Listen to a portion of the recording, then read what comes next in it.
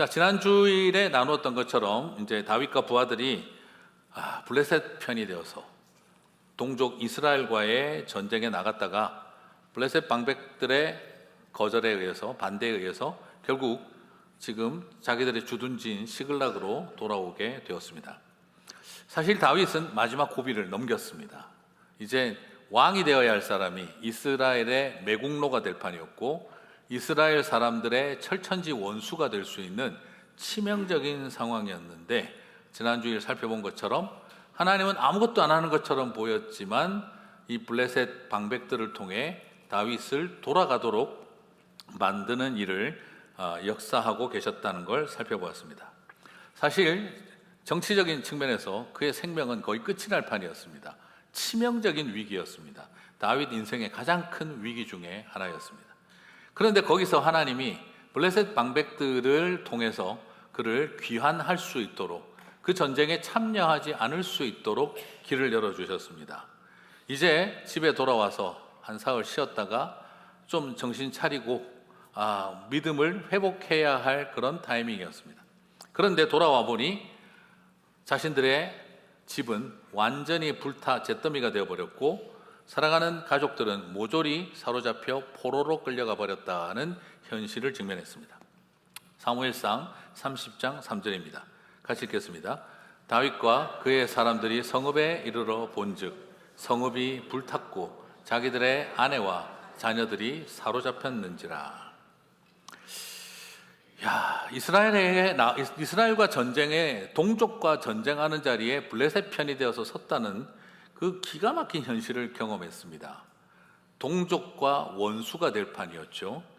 그나마 쫓겨나서 전쟁은 하지 않고 돌아왔으니 이제 집에 와서 좀 가정에서 위로도 받고 힘을 얻으려고 했는데 집이 다 불타버렸습니다. 거기다가 아이들은 모조리 다 사로잡혀가 버렸습니다. 여성들은 연로하든 젊든 하나도 남기지 않고 다 잡아가 버렸습니다. 어떤 느낌이 들었을까요? 이거 내가 무슨 벌 받았나? 동족 이스라엘과 전쟁하러 갔다고 하나님이 우리를 벌 치셨나 하는 이런 생각이 들 정도로 그들의 가슴 속에는 절망이 밀려왔습니다. 이들의 절망이 얼마나 컸는지 사무엘상은 울 기력이 없을 만큼 울었다라고 표현하고 있습니다. 사무엘상 30장 4절 같이 읽겠습니다. 다윗과 그와 함께한 백성이 울 기력이 없도록 소리를 높여 울었더라. 그들은 기가 막혀서 눈물이 터져 나오는 것이죠. 사람의 마음이라는 것이 참 어렵습니다. 우리 나름대로 살려고 몸부림쳤잖아요. 거기서 방법을 다 써가며 살아남으려고 했잖아요. 그런데 결과가 결국 자기 동족을 향해 칼을 들고 나아가는 자리, 그거 피해서 왔더니 우리 아이들이 다 불타버리고 포로로 잡혀가 버렸네. 어떤 느낌일까요? 내 생각과 방법과 내가 동원할 수 있는 모든 것을 움직인 결과는 내 생각대로 잘 풀리는 것이 아니라 결국 그것은 내 인생을 더 꼬아버리고 망가뜨리는구나 하는 것을 발견하게 되는 거죠. 오늘 이 사람들 모두가 다 다윗의 따라왔던 그들은 깊은 절망이 밀려왔습니다. 우리의 삶에도 울어도 눈물이 나지 않을 만큼, 울 힘조차 없을 만큼 낙심하고 무너질 때가 있습니다. 여러 번 나눴던 이야기라 더 깊게 나누지는 않겠습니다만, 저희 아버지도 결국 그렇게 무너지시더라고요. 회사 사업을 완전히 망할 때 내가 잘못해서 망했으면 억울하진 않다. 이 시대와 이 세상이 왜 나를 이렇게 망하게 만드느냐. 나는 못 죽는다. 그러면서 어떡하든지 나는 재기하고 살아남을 거다. 그냥 뱅크럽시 해버렸으면 괜찮으실 텐데, 거기서 아버지의 그 상한 마음이 불법과 편법을 쓰기 시작을 하신 거예요. 30년 지기 고등학교 때부터 형님 동생하고 지내왔던 후배에게 회사 이름 바꾸고 회사 대표, CEO 네 이름으로 바꿔놓자. 그리고 나서 이 회사를 좀 지켜다오. 내가 어떻게든지 방법을 찾아가지고 다시 돌아올 테니까 그때까지만 맡아다오. 그리고 아버지는 열심히 뛰어다니며 재기를 노력하셨습니다. 계획대로 잘 되는 것 같았고 뭔가 풀리는 것 같았어요. 그러나 세상 일이, 사람 일이 그렇게 녹록하겠습니까? 결국 30년 믿었던 그 형님 동생도 돈 앞에서는 다 무너졌습니다. 종업원 임금 3개월 체불하고 아버지 이름으로 리스한 기계들 대금 하나도 안 내고 지하시장에 팔아버리고, 그리고 부동산 다 정리하고 야반 도주해버렸습니다. 그 이후로 밀려오는 저희 아버지의 도덕적 상실감, 세상이 나를 망하게 만들었다가 아니라 나 혼자 심중에 이르며 머리 쓰고 자기 자신을 가스라이팅하면서 괜찮을 거야, 잠시만 지나면 그 결과는 완전히 망하는 길, 이제는 세상이 나를 망하겠다가 아니라 나의 얕은 수가 나를 망치고 가족들을 파괴시켰다 하는 절망이 밀려오신 거죠. 그리고 마지막 믿었던 할머니 모든 아버지 재산 정리하셔서 서울로 떠나버리시고 난 다음 저희 아버지는 돈 때문에 어머니와 자식의 관계가 깨지고 돈 때문에 30년 형님 동생도 깨지는 것을 보고 난 다음에 저희 아버지는 완전히 울 힘이 없을 만큼 무너지시는 것을 옆에서 봤어요. 그때 제가 처음으로 무슨 생각이 들었냐 그러면, 사전에서 보던 널브러진다 하는 말 아시죠? 사람이 널브러졌다 하는 말이, 저희 아버지를 쳐다보면서 저걸 보고 널브러졌다는 말이구나 하는 걸 알겠더라고요. 완전히 울 힘조차 없이 삶 자체가 널브러져 버린 저희 아버지의 모습을 볼 수가 있었어요. 그걸 알면서도, 그렇게 될 걸 알면서도 나는 잘 매니지먼트 할 수 있을 거야, 컨트롤 할 수 있을 거야. 오늘 그 결과는 다윗 한 사람이 아니라 모두가 절망하는 자리로 이끌어갔던 것이죠. 사랑하는 성도 여러분, 어쩌면 이런 우리의 삶의 이야기가 저와 여러분 안에도 있을지 모르겠습니다. 여전히 내가 한번 어떻게든지 이거 한번 해보자, 억울해서 못 살겠다, 우리의 마음이 그런 마음이 있을 때 결국 많은 생각이, 살려고 몸부림친 생각이 더 빨리 망하고 죽으려고 망하는 길로 가는 길이 될 때가 있습니다. 다윗의 모습이었고 우리의 모습이기도 합니다. 사람이 울 기력이 없을 만큼 절망했습니다. 이렇게 절망하고 나면은요, 절망으로만 끝나지 않아요. 슬픔이 절망이 되고 나면, 절망이 슬픔이 되고 나면은요, 그 슬픔은 분노로 바뀝니다. 절망하고 슬픔에 빠지고 나면 그 슬픔은 이 해결해야 될 이 절망과 이 슬픔을 누군가에게 모든 원망을 다 쏟아 놓아야 됩니다. 그래서 그 분노는 다윗을 향해 폭발하고 군중 심리로 일어나기 시작을 합니다. 자신들을 왕으로 세우고자 했고 자신의 인생을 걸고 따라왔던 사람인데, 그러나 이젠 이 다윗을 죽이자 하는 소리가 이스라엘 다윗의 부하들 사이에서 퍼지기 시작을 합니다. 사무엘상 30장 6절, 백성들이 자녀들 때문에 마음이 슬퍼서 다윗을 돌로 치자 하니. 사실 오늘 그들도 막 이해는 가요. 왜냐하면 지금까지 나 다 포기했다 이거예요. 하나님 앞에 사명받은 거, 믿음, 비전, 기도, 하나님 백성답게 새 이스라엘을 세우고 새 하나님 나라를 건설하자, 이딴 비전은 나 다 포기했다. 그래도 고향도 포기했고, 그래도 이 시글락 땅에 마음 붙이고 집 짓고 살아보자, 그냥 이걸로 만족하자. 그들은 그렇게 마음을 접어버렸던 거죠. 그런데 돌아왔더니 다 참았습니다. 블레셋 군대가 돼서 자기 동족을 향해 칼을 든 것도 참았습니다. 심지어 아기스 왕의 부하가 되어서 그 경호대가 된 것도 참았습니다. 왜요? 이젠 더 이상 장돌뱅이 생활 안 해도 되고, 아둘람 굴에 염소처럼 기어 들어가서 숨어 살지 않아도 되고, 남의 땅이지만 시글락에 집 짓고 우리 자식들 등 따숩고 배부르면 됐지. 그런데 다 포기하고 내려왔더니 집이 다 불타버린 겁니다. 거기다가 애들까지 다 잡혀가 버린 거예요. 그걸 쳐다보고 나니까 지금까지 참았던 게 다 눈이 뒤집어져 버렸습니다. 그냥 없어져 버렸어요. 한때 우리가 목사였다, 선교사였다, 내가 한때 장로였다, 권사였다, 집사였다, 한때 내가 교회에서 열심히 하던 사람이다, 한때 고등부 때 기타 들고 찬양 인도하고, 대학부 때, 청년부 때 교회에서 내가 안 해본 일이 없었지만 다 필요 없다, 우리 아들 등 따숩고 우리 딸 배부르면 됐지, 그렇게 살아가다가 그 집마저 잿더미 되고 모든 것이 다 뺏겼다라고 생각되는 순간, 이들은 더 이상 다윗을 따르는 부하가 아니라 죽이자 하는 소리가 입에서 나오기 시작한 것입니다. 이 기가 막힌 상황, 우리에겐 도대체 어떤 길이 있는 걸까요? 오늘 이 길에서, 이 다급함 속에서 오늘 터닝 포인트가 일어납니다. 그것은 갑작스럽게 보이는 다윗의 모습처럼 보이지만 지난 세월 보이지 않았으나 역사하셨고 아무것도 하지 않는 것처럼 하셨으나 모든 것을 하셨던 역사하시는 하나님을 지난번 블레셋과 이스라엘의 전쟁에 나갔을 때 그가 보았기에 다윗의 인생의 터닝 포인트가 일어납니다. 혼자 말하던 다윗이, 자기 가스라이팅 하던 다윗이 하나님께 말하기 시작합니다. 그리고 아무것도 보이지 않는 하나님이지만 역사하고 계신 것을 깨닫기 시작을 합니다. 내 머리로 살아왔던 것을 내려놓고 하나님 앞에 도움을 구합니다. 하나님을 향한 블레셋 방백들에 의해서 쫓겨나고 지난주에 나누었던 아기스 왕에게 들었던 말이 하나님의 음성이었음을 깨달았던 다윗은 이제 이 기가 막힌 상황에서 절망하고 낙심하기보다 여호와 하나님을 힘입어 용기를 얻습니다. 사무엘상 30장 6절입니다. 같이 읽겠습니다. 백성들이 자녀들 때문에 마음이 슬퍼서 다윗을 돌로 치자 하니 다윗이 크게 다급하였으나 그의 하나님 여호와를 힘입고 용기를 얻었더라. 잿더미가 된 것이 아니라 이젠 우리가 이곳에 살아야 할 사람들이 아니라 예루살렘으로 가야 할 사람들이라는 것.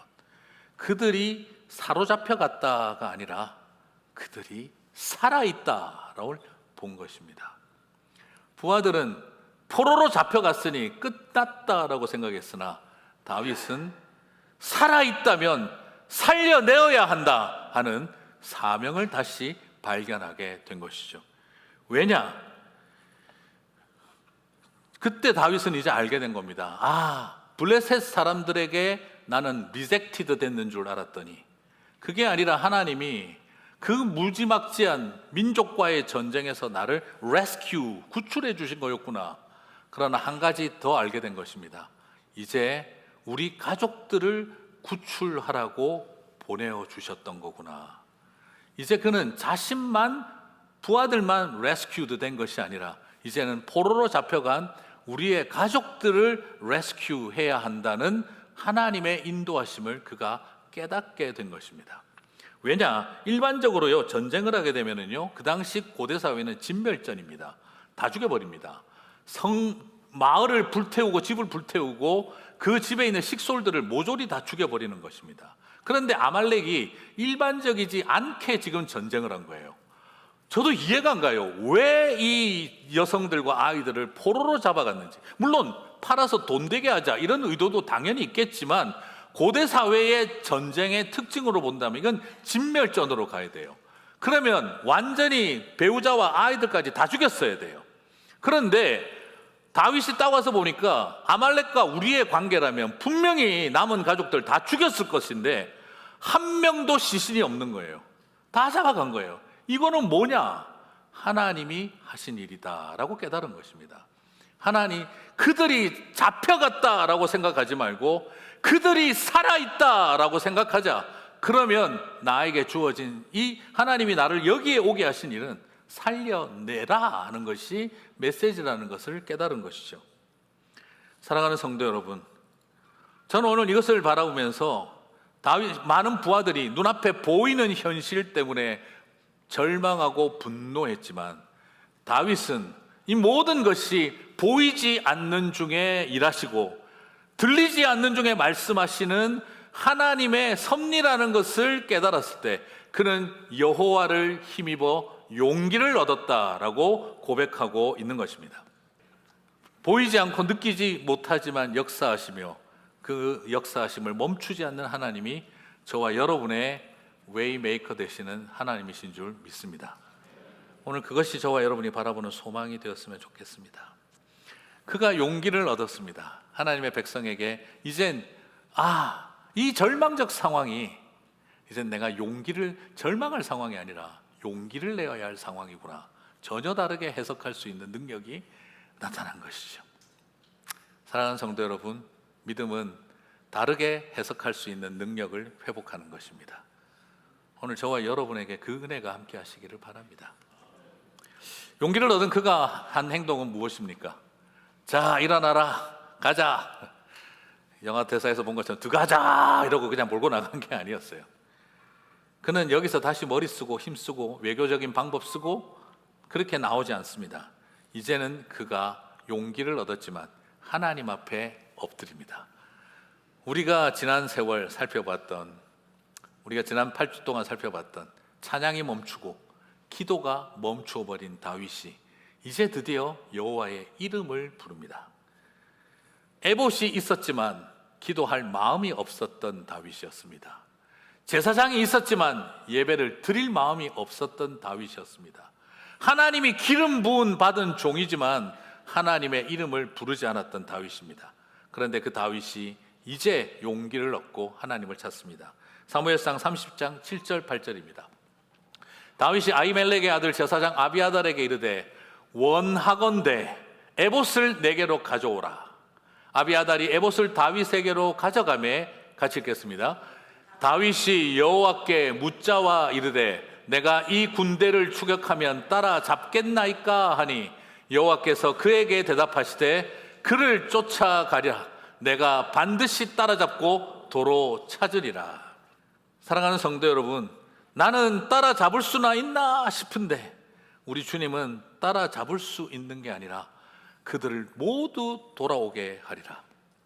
사랑하는 성도 여러분, 오늘 이렇게 역사하시는 하나님이 저와 여러분의 하나님이신 줄 믿습니다.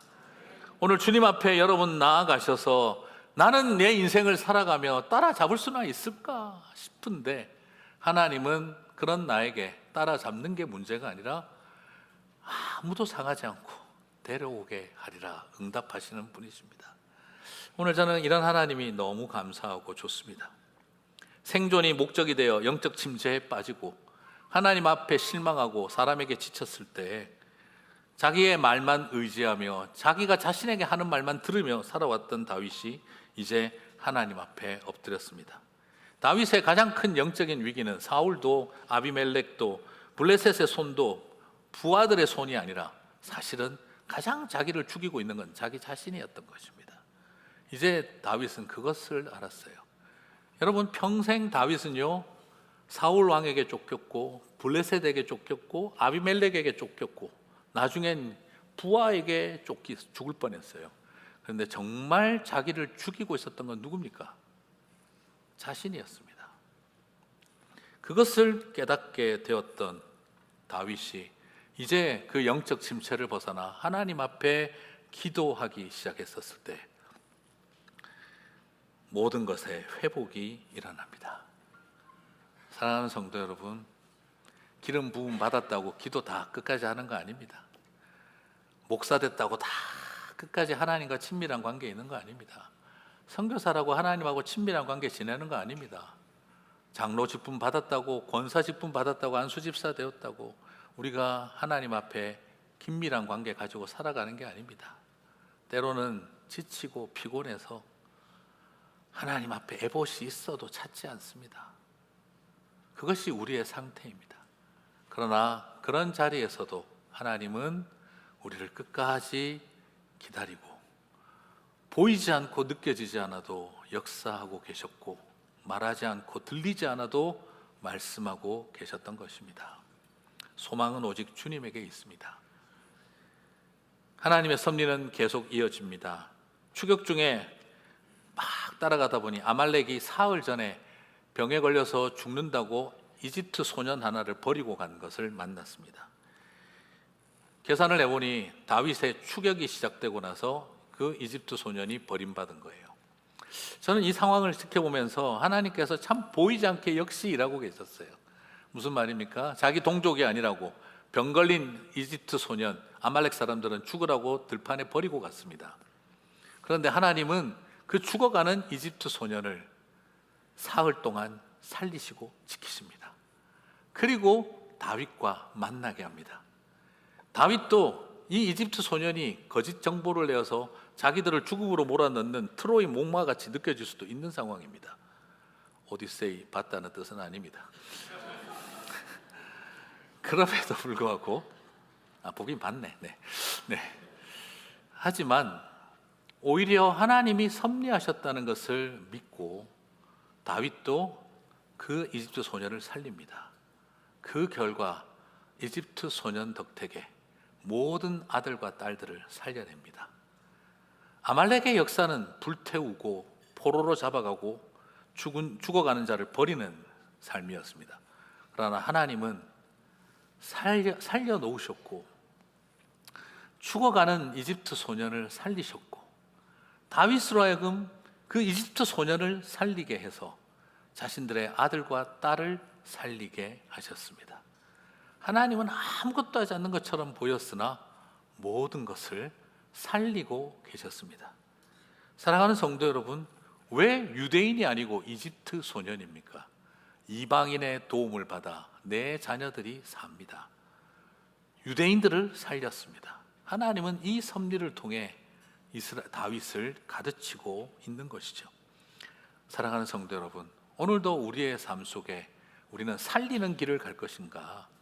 우리는 널브러지고 절망하고 죽이려는 길을 갈 것인가? 이제는 세 번째 길을 발견합니다. 나는 깊은 절망에 울 힘이 없도록 낙심하고 무너지는 자리에 있을 것인가? 아니면 이 분노와 절망을 쏟아놓을 원수를 찾아서 미워하며 살 것인가? 아니면 살아있다는 희망을 붙들고 살리는 길을 걸어갈 것인가? 사랑하는 성도 여러분, 저와 여러분이 제 3의 길을 걸어가게 되시기를 주님의 이름으로 축복합니다. 말씀을 마무리하겠습니다. 하나님은 사흘 전에 블레셋에게 거절당하게 해서 돌아오게 하셨습니다. 그리고 자신의 가족들이 다 잡혀간 것을 보고 하나님이 그들을 구출하라고 거절당하게 하셨구나 하는 것을 다윗에게 깨닫게 하셨습니다. 그리고 그 섭리 속에 어쩌면 동족을 죽이고 동족 죽이느라 자기 가족들 죽는 거 모르고 그렇게 무너졌을 다윗을 동족도 살리고 가족도 살리고 죽어가는 이집트 소년도 살리고 그 덕택에 우리 자녀들도 다 살리고 부하들도 살리고 이스라엘도 살리는 길을 걸어가게 되었습니다. 하나님은 하나도 하는 일이 없는 것처럼 보였습니다. 그러나 모든 것을 하셨습니다. 그 하나님이 역사하십니다. 저는 우리 젊은 사람들이 많이 부르는 웨이메이커라는 찬양이 있죠. 거기에 이런 가사가 있습니다. Even when I don't see you are working, even when I don't feel it, you are working. You never stop, you never stop working. 비록 나는 내가 보지 못할 때에도, 그것을 보지 못했을 때에도 하나님은 일하고 계셨고, 내가 전혀 느끼지 못하고 있을 때에도 하나님은 일하고 계셨으며 결코 멈추지 않고 결코 멈추지 않으며 여전히 역사하고 계십니다. 저는 이 찬양을 부를 때마다 얼마나 감사한지 모르겠어요. 그것을 깨달은 다윗이 결국에는 고백합니다. 여호와께 돌아가자. 여호와 앞으로 하나님, 이제 더 이상 내가 나를 인도하지 않겠습니다. 주님이 나를 인도하옵소서. 우리 주님의 은혜가 그렇게 역사하신 줄 믿습니다.